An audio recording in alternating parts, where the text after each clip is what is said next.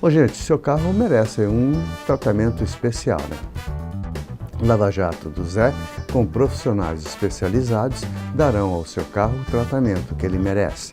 Lavagem completa, aspiração, polimento cristalizado, lavagem interna e, para você esperar, uma sala climatizada com um minibar. Mas não é só isso não. Lava Jato do Zé também oferece serviços de lavagem de tapetes, sofás e cadeiras. Lava Jato do Zé. Direção Senhor Marcelino, o popular Zé. Avenida Perimetral, no Conjunto Castelo Branco, Parque 10. Telefone 99449-4786, bem atrás do lanche Filho da Fruta. No próximo bloco, vamos continuar conversando com o Dr. Alexandre Almeida, fisioterapeuta e intensivista oncológico. Estamos de volta, hoje falando de um assunto que a gente bate bastante aqui.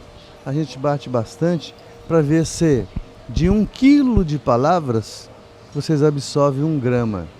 Porque, gente, o câncer, ele é curável, mas desde que seja diagnosticado com alguma antecedência. Se você não fizer isso, tranquilamente você vai entrar no rol e na lista dos possíveis falecidos. Infelizmente, é muito frio falar isso, porque aqui nós cultuamos a vida, nós cultuamos os prazeres, nós cultuamos a felicidade. Eu não tenho desejo nenhum que o meu pior inimigo amanheça morto. Não. Eu prefiro que ele amanheça com luz, com sabedoria, com saúde, para ele poder vislumbrar a vida dele, porque ele sendo feliz, ele não vai prejudicar os outros.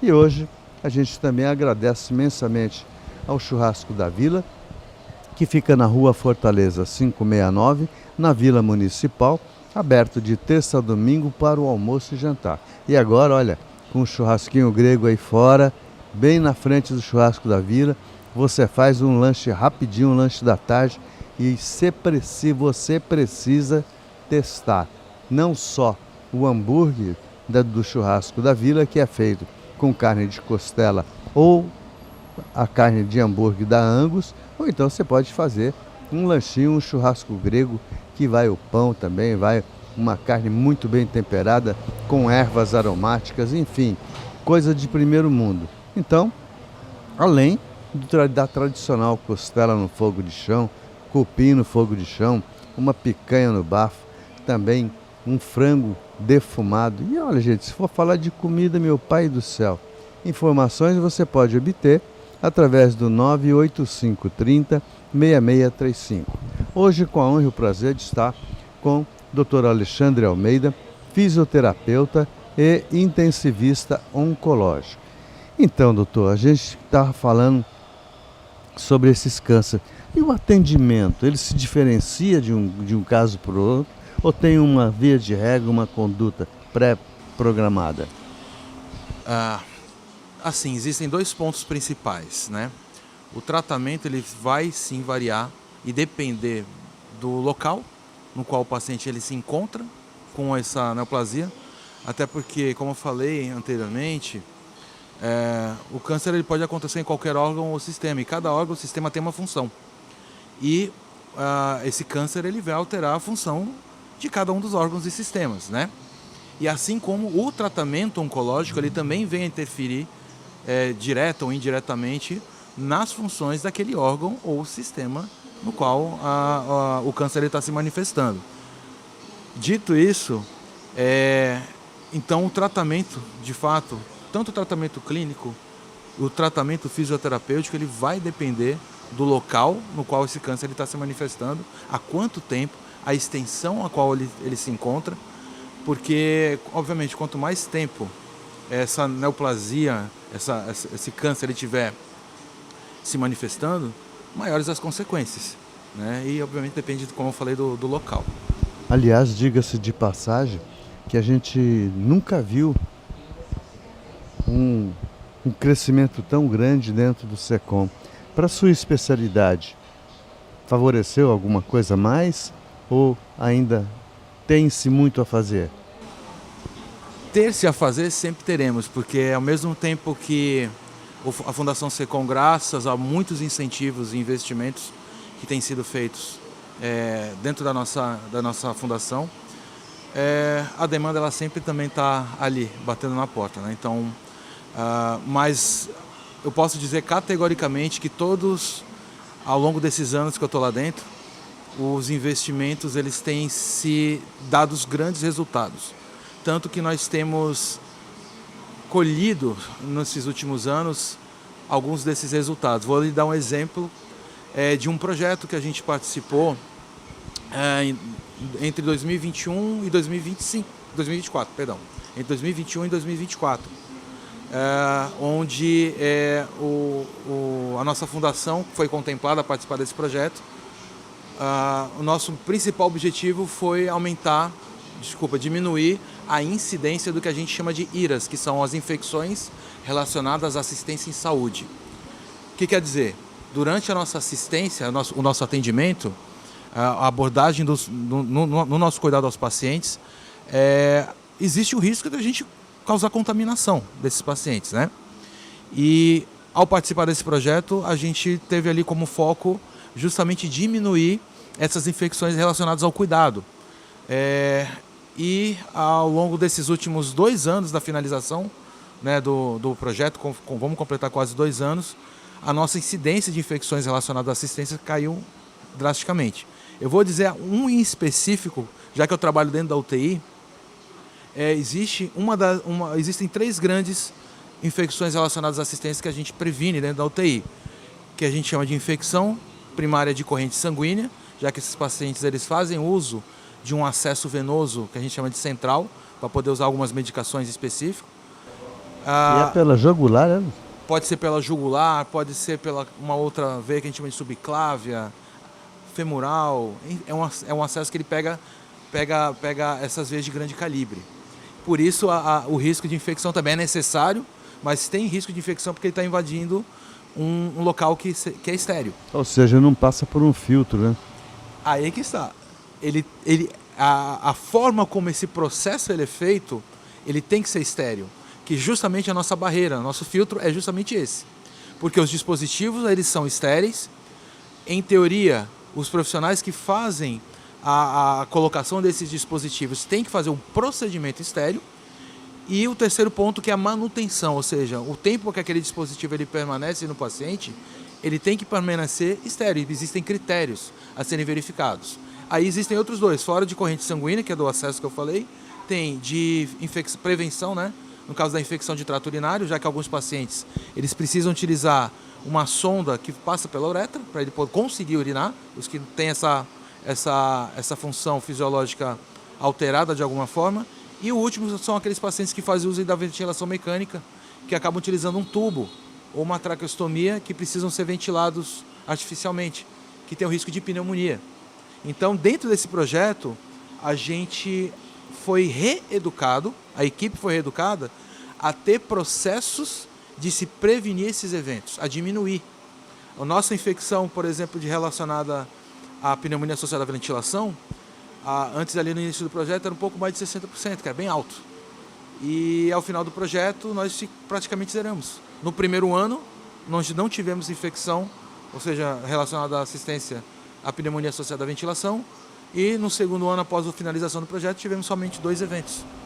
Ou seja, a gente está aqui torcendo veemente e pedindo a Deus sempre que você nunca necessite desses trabalhos.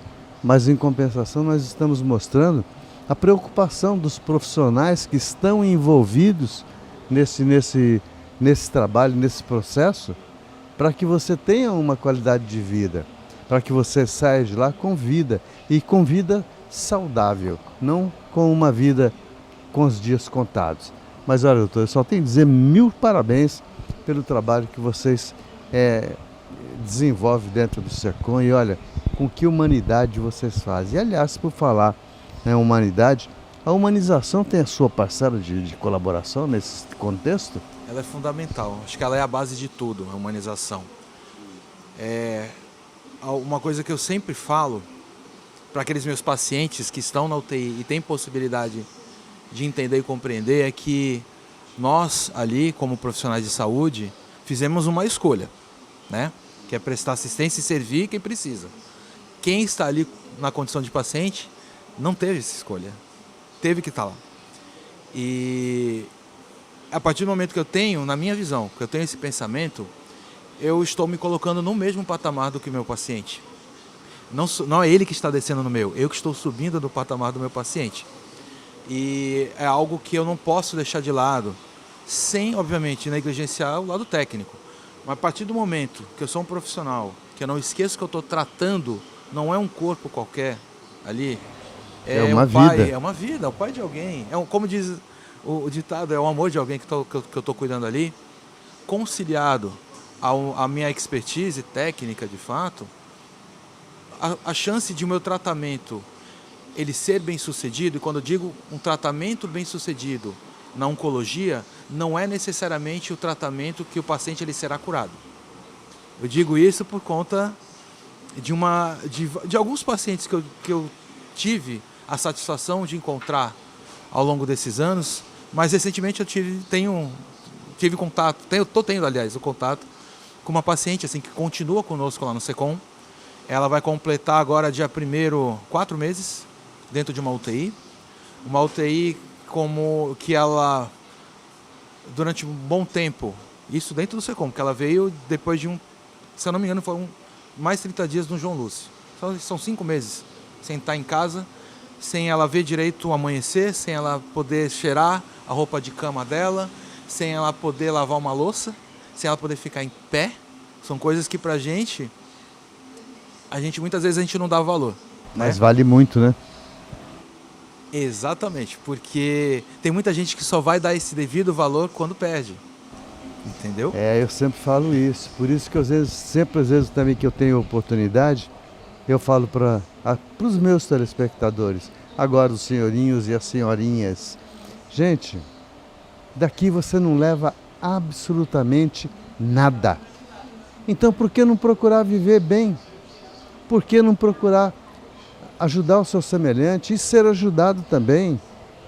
Os questionamentos que às vezes eu tenho dentro do supermercado são mais diversos possíveis.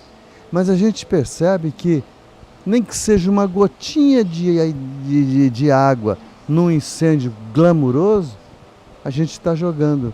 E tem resultado, porque a humanização é uma coisa que faz muito bem para qualquer classe social. Seja ele dependente, seja ele que esteja num leito hospitalar, seja aquele que esteja lá trancado numa sala da penitenciária. Porque não pensa vocês que eles estão lá por um acaso, não.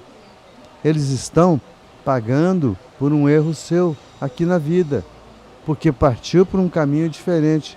Só que a doença ninguém procura, ela é encontrada. E essa doença vai trazer malefícios no futuro. Doutor, então, e aqueles casos de câncer avançado, como é o tratamento? Porque quando se fala no avançado, já se tem pouca esperança, né? Eu vou ainda puxar, se o senhor me permitir, ainda um gancho. Claro. Na história dessa paciente, ela é uma paciente com câncer avançado que se chama leiomyosarcoma, que é um câncer que ele acomete a musculatura lisa do corpo. No caso dela, mais especificamente, foi no pulmão esquerdo que começou. Hoje em dia, ela não tem mais o pulmão esquerdo. A região do coração dela, que a gente chama de mediastino, por conta do crescimento desse tumor, foi todo trazido para o lado direito. E o pulmão direito dela, que ela tem uma parcela dele, tem metástase. É uma paciente que ela tem tratamento curativo? Não. Ela está ciente do caso dela? Está. A parte psicológica dela em relação a isso hoje dela está tranquila? Dentro do possível? Está. Ela aceitou a condição dela. O que acontece? Para ela, o tratamento não é curativo, mas ela fez um tratamento paliativo. Ela fez uma quimioterapia atualmente que a gente chama de paliativa, a qual esse tratamento paliativo deu um suspiro a mais de vida com qualidade de vida. Que bom, né? Para ela. O único motivo de ela permanecer ainda dentro da UTI da Fundação SECOM é que por ser uma neoplasia que atingiu os pulmões dela, ela depende quase que integralmente do dispositivo, né, de um ventilador mecânico pulmonar E também de um ambiente estéreo, né? e dos cuidados de uma equipe ali ostensivamente. Mas é uma paciente que eu lhe digo com muita satisfação que hoje eu consigo todos os dias do meu trabalho, tirá-la do leito da UTI.